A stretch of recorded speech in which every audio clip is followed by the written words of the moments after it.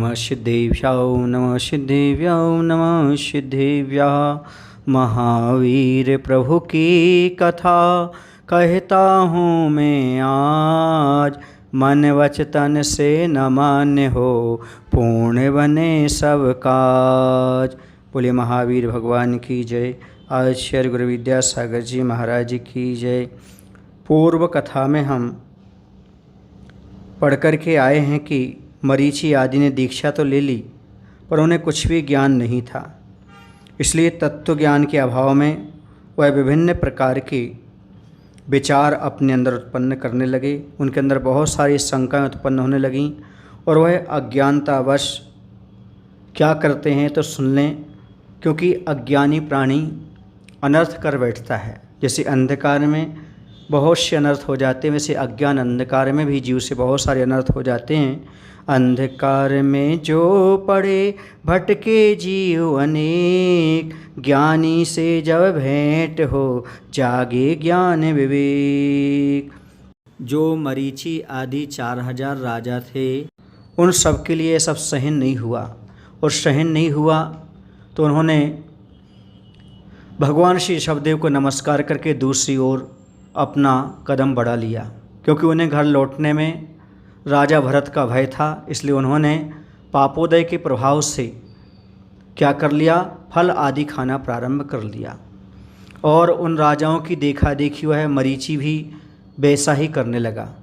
किंतु उन्हें इस प्रकार नीच कर्म करते हुए देख करके उस वन के देव ने कहा, अरे धूर्तो, तुम मेरी बातों को सुनो।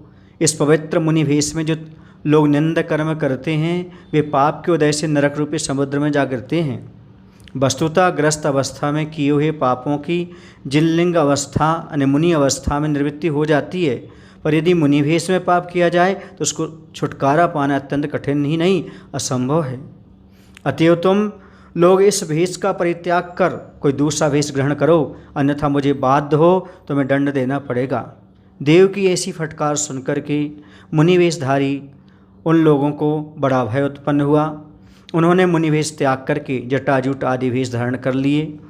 भरत पुत्र जो मरीचि ने भी तीव्र मिथ्यात् कर्म के उदय से मुनि वेश का परित्याग कर सन्यासी का वेश धारण कर लिया। उनकी तीक्ष्ण जो बुद्धि थी अब परिव्राजक मतों के शास्त्रों की रचना करने में समर्थ हुई। ठीक ही है, कहते अब आगे जैसी जिसकी मति हो जाती है, जैसी गति हो जाती है, जैसी होनी होती है होकर ही रहती है, उसके लिए किसी प्रकार का प्रयत्न करना व्यर्थ सिद्ध होता है। अब तीनों जगत के पूज्य जो भगवान थे श्री ऋषभदेव स्वामी, वह पृथ्वी पर विहार करने लगे। वे उसी वन में 1000 वर्ष तक मौन साधकर सिंह के समान निश्चल रहे। तीर्थंकर राजा ने अपने ध्यान रूपी खड्ग से संसारी हितकारी केवल ज्ञान रूपी राज्य प्राप्त कर लिया। वो केवल ज्ञानी हो गए। ठीक जब वो केवल ज्ञानी हो गए तो देवताओं ने आकर के कुबेर आदि ने वहाँ पर समोषण की रचना की, 12 कोठों वाले सभा मंडप की रचना की। समोषण का अर्थ होता है जहाँ पर भगवान की देशना कृति है, भगवान को उपदेश देने की सभा को समोषण कहते हैं, जिसमें संसार के सभी जीव आ जाएं। सभी ही इंद्रादिक देवों ने भी अपनी विभूति और देवांगनाओं के साथ आकर अष्टद्रव्य से भक्तिपूर्वक भगवान की पूजा की। किंतु संयोगवश वे सारे के सारे यहाँ पर भगवान की आराधना कर रहे हैं, और दूसरी तरफ कच्छ आदि पाखंडी राजा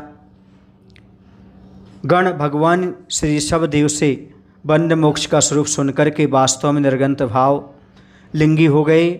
उन्होंने बिल्कुल भावलिंग को स्वीकार कर लिया।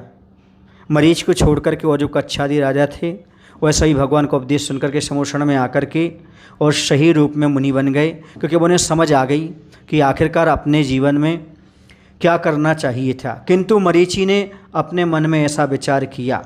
अब क्या विचार करता है, वह कन्वर्ट होता है कि नहीं होता है, उसकी आगे गति कैसी होती है, किस रूप में होती है, अब ये समझने की आवश्यकता है। क्योंकि अंधकार में जो पड़े भटके जीव अनेक, ज्ञानी से जब भेंट हो जागे ज्ञान विवेक। इन कच्छ आदि राजाओं का विवेक जाग गया। इन लोगों ने सही मुनि धर्म को समझा और जो परिव्राजक का भेष था वह सारा त्याग किया, और ये लोग सही मुनि बन करके आत्म साधना में लीन हो गए। लेकिन मरीचि आगे क्या करता है, कैसा होता है उसके साथ, ये आगे बताया जाएगा।